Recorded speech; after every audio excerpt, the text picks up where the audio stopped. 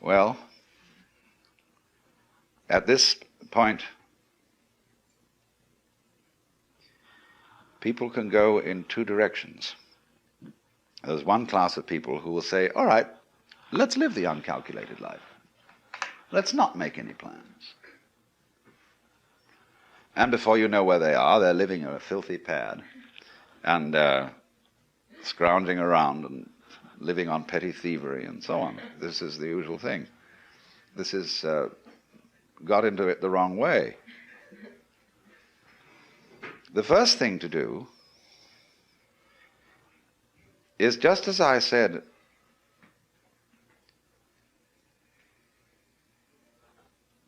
whether you like it or not, and whether you know it or not, the relationship between you and the environment is always one that is harmonious. So in the same way, you are always living the uncalculated life. And you have to find out, first of all, that you're always doing it. And that what you call your calculations, and the things you did, were funny little rationalizations. In other words,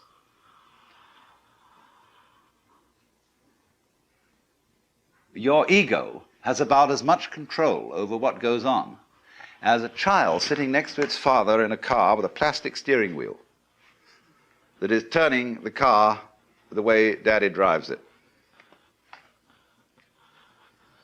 Because, as I pointed out, most of the functions, most of the goings-on in you, around you, the circumstances of life, have nothing to do with your ego at all. And you don't even know why you make up your mind to do certain things. We know superficially, we have a few ideas. It's like when you enter into a marriage. You have really no control over its outcome, in the ordinary sense of ego control. You've taken a colossal gamble in which you've involved enormous complexes of patterns. And maybe it'll come out all right if you don't interfere with it too much. You don't. It's like Oppenheimer said, it's perfectly obvious that the whole world is going to hell. And the only possible way we might stop that happening is not to try to prevent it.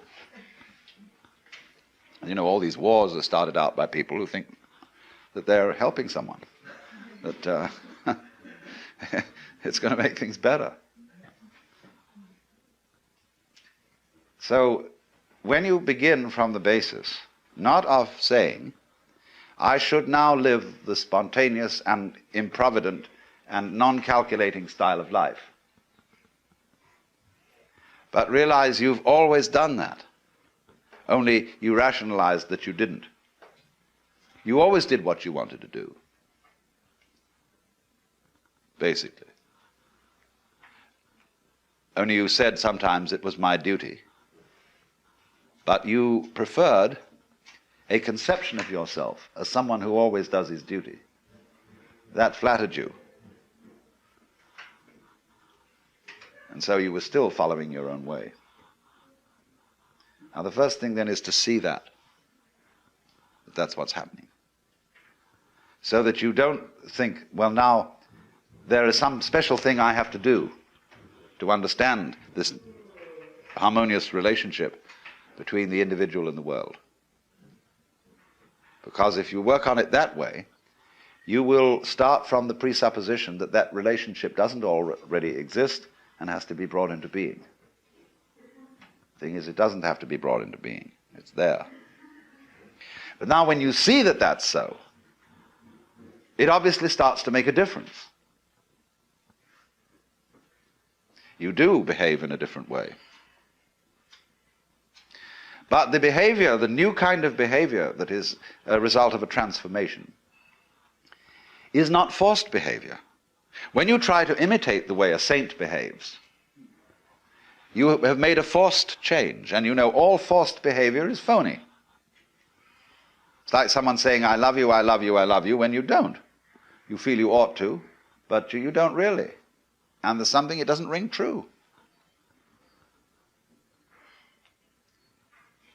Well, think of the poor Lord listening to all the prayers of all those people saying, I love you, Jesus. And he knows they don't. They're just saying this because they think they ought to. And be very trying. So whenever you do a thing like that, you see, you make a forced change. Now, if the change is to happen in the same way that a seed at proper season breaks open and sends up a shoot, see, it comes from the whole force of life itself. Now, when you see that without your having to do anything, see, you are living the uncalculated life, and you're only pretending you're calculating it and arranging it, then, as it were, you will have a grasp of the total situation.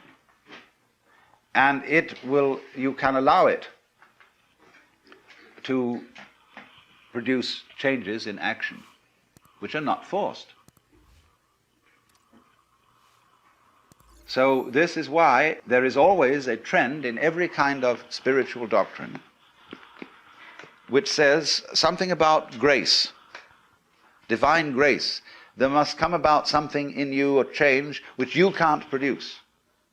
And if you try to produce it, you will be a victim of spiritual pride. But on the other hand, all teachers are universally saying, you've got to make an effort. There's some discipline. There is something you must do. Well, that's the only way to get it across to people. That you, as a separate effort maker, are a myth, are a phantasm. Because if you really try to control your mind and only think the thoughts that you think are good thoughts to think, you will find that you're going round in a circle. Krishnamurti is awfully good at pointing this out. When people ask him, how do you meditate? He says, why do you want to meditate? Why are you concentrating? Why are you saying prayers? Why do you think you should believe in God? And it always comes up because I'm just a son of a bitch. I mean, I'm out for my own good, and this seems to be the way. So he says, you see, you don't have any genuine love at all. It's all fake. And so you have to find, first of all, where the genuine love is. Now, you love you, don't you? That's genuine. We won't argue about that. But then, when you start from this, I gave a talk some time ago to the Air Force. Their camp, or lab where they make weapons, do all the research. And they got a bunch of us there who were ministers and philosophers, and they had the nerve to ask us what was our basis for moral behavior, personal moral behavior. Well, I said, my basis for moral behavior is pure selfishness. And I'm talking, after all, to realistic people here, and I don't think we need to be sentimental and beat about the bush. After all, you're all warriors and fighters and so on, and you know how rough things are. So I'm going to say to you frankly, I'm out for me. But of course, I don't do it in a tactless way. I don't go around and hit people over the head and say, give me this, give me that. I'm much more subtle. I say good manners and please and how nice you all are and so on, and finally people feel massaged psychologically into a state where they'll give. But then I said after that, there's some things that bother me. The first one is, if I love me, what do I want? And furthermore, who am I? Because if I'm going to be realistic about getting what I want, I've got to be pretty sure what it is that's me and what is the state of desire in me. If I am desire, see, if I am a center of desire, what's it all for? Well, I think of all the things I want. Well, it so turns out that none of them are me. When I say I want dinner, that doesn't mean I'm going to eat me up. If any pleasure I can think of, is the enjoyment of something that I hadn't thought of defining as myself. Because I like my sensations. I like what happens to my body when I take a fine wine and down it. But then what's the difference between my body and the wine? If I say I like the wine, I also mean I like me and the wine together, the mixture. But then I don't eat you or a friend or a lover in the same way as I drink wine. I live in association and like this. But then I'm loving things that aren't formally supposed to be me. And as I go into it, in other words, as I investigate what I mean by me, I find that I can't put any limits on it. That I cannot experience me without you, or without the other.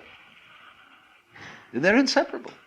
But you don't find this out until you investigate it, until you really go into the question, what do I want? And that's the most important investigation anyone can make, which I'm going into in the next session. The question of power. And all these military men, they think they want power. And so I said to them some very subversive and undermining things, without anybody knowing it until long after I'd left.